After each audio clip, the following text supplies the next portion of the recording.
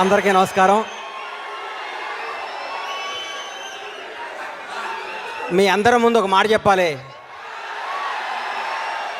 రవిప్రకాష్ గారు నన్ను క్షమించాలి. ఇంతకాలం మీరంటే నాకు ఇష్టం ఉండేది కాదు. నాకే అవసరం వచ్చినా నేను మా చౌదరి గారి దగ్గరికి వెళ్ళేవాడిని. నా లైఫ్లో మిమ్మల్ని ఎప్పుడు కలవాలా, ఎందుకంటే మీరంటే నాకు ఎందుకో నచ్చలా. ఇవాళ చెప్తున్నాను, జీవితాంతం మిమ్మల్ని ఇష్టపడతా. మీ నిజాయితీ నచ్చింది. మీ దగ్గర మా బాస్ క్వాలిటీస్ చాలా ఉన్నాయి. మీ నిజాయితీ నచ్చింది. మీలో అణువణువున మా దేవుడు క్వాలిటీస్ ఉన్నాయి. కాబట్టి సభాముఖంగా మిమ్మల్ని క్షమాపణ కోరుకుంటున్నా.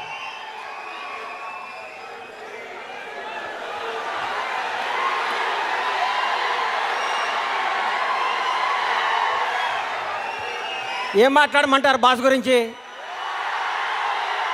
ఎన్నిసార్లు చెప్పమంటారు?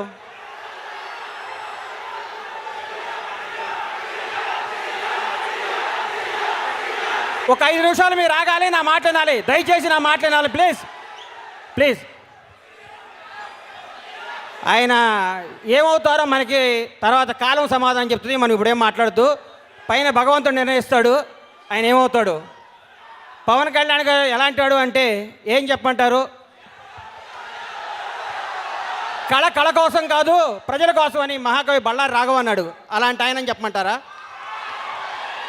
స్వరాజ్యం నా జన్మ హక్కు, దాన్ని సాధించి తీరుతానన్నాడు బాలగంగాధర్ తిలక్. అలాంటి ఆయన చెప్పమంటారా? ఆయన ఏదో అంటున్నారు. కులం యొక్క పునాదులపై ఒక జాతిని కానీ ఒక నీతిని కానీ నిర్మించలేమన్నాడు భారతరత్న అంబేద్కర్. అలాంటి ఆయన చెప్పమంటారా? భారతదేశానికి హిందూ ముస్లిం 2 కళ్ళు అన్నాడు సర్ సయ్యద్ అహ్మద్ ఖాన్. అలాంటి ఆయన చెప్పమంటారా? అవసరమైతే చిరిగిన చొక్కా తొడుక్కోండి, కానీ మంచి పుస్తకం కొనుక్కొని చదువుకోండి అన్నారు కందుకూరి వీరేశలింగం పంతులు.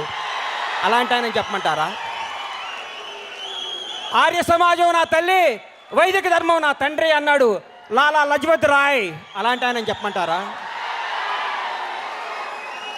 బ్రిటిషర్ల పింఛను పొందుతున్న రాజులు నవాబులు జాబితాలో బతకడం కంటే ఒక వీర సైనికుడిగా మరణించడం మేలు అన్నాడు టిప్పు సుల్తాన్. అలాంటి ఆయన చెప్పమంటారా? బెంగాల్ విభజన దినం, బ్రిటిష్ సామ్రాజ్యాన్ని పతన దినం అన్నాడు మహాత్మా గాంధీ. అలాంటి ఆయన చెప్పమంటారా? నాకు రక్తాన్ని ఇవ్వండి, మీకు స్వాతంత్రం తెచ్చిస్తానన్నాడు సుభాష్ చంద్రబోస్. అలాంటి ఆయన చెప్పమంటారా? ఇంక్విలాబ్ జిందాబాద్ అన్న భగత్ సింగ్ మళ్ళీ పుట్టాడని చెప్పమంటారా? ఏమని చెప్పమంటారు సార్? మనకి చెప్పటాలు లేవు, ఆయన చెప్పింది చేయటమే. నాకు ఈరోజు ఎంత ఆనందంగా ఉందంటే, రవిప్రకాష్ గారు కళ్ళుల్లో కళ్ళు పెట్టి మాట్లాడుతుంటే ఈయనేంట్రా జనాన్ని టార్చర్ పెడతాడు అనుకునేవాడు, ఈయనేంట్రా అనుకునేవాడిని. ఆయన హీరో గారి గురించి మాట్లాడుతుంటే నా బెడ్ బాయిల్ అయిపోయింది, రక్తం తన్నుకొచ్చింది. నా బీపీ చెక్ చేస్తే 160 180 ఉంటుంది ఇప్పుడు. ఐ లవ్ యూ రవిప్రకాష్ గారు. మీలాంటి నిజాయితీ పనులు ఆయన వెనకాల ఉండాలి. తెలుగు రాష్ట్రాలకి మంచి జరగాలని మనస్ఫూర్తిగా కోరుకుంటూ, మై నేమ్ ఈజ్